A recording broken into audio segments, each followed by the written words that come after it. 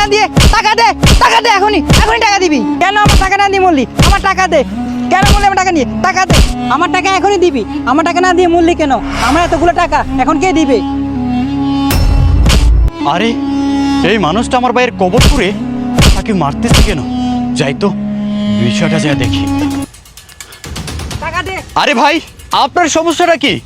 আপনি আমার মৃত ব্যক্তি ভাইয়ের কবর করে তাকে মারতেছেন কেন? কেন আপনার ভাইয়ের কবর খুঁড়ে মারতেছি? তাহলে দেখে আসেন। এই নাও, এখানে 5 লক্ষ টাকা আছে। 2 মাসের মধ্যে সুদে আসলে আমাকে দিয়ে দিবে। ঠিক আছে ভাইয়া, 2 মাসের মধ্যেই আপনি টাকা আপনি পেয়ে যাবেন। বুঝতে পারছেন? এই কারণে আপনার ভাইয়ের কবর খুঁড়ে মারতেছি। আপনার ভাই আমার কাছ থেকে টাকা নিয়েছে আজকে 2 বছর। সে বলছে আমার টাকা দিয়ে দিবে, কিন্তু সে আমার টাকা না দিয়ে মারা গেছে।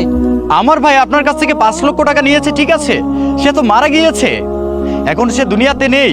হ্যাঁ, আপনি আমাকে বলতে পারতেন আমি তার বড় ভাই, অথবা তার পরিবারকে বলতে পারতেন। হ্যাঁ, আপনি তা না করে তার কবর করে মারতেছেন। হ্যাঁ, আপনি জানেন কত বড় পাপ আপনি করতেছেন?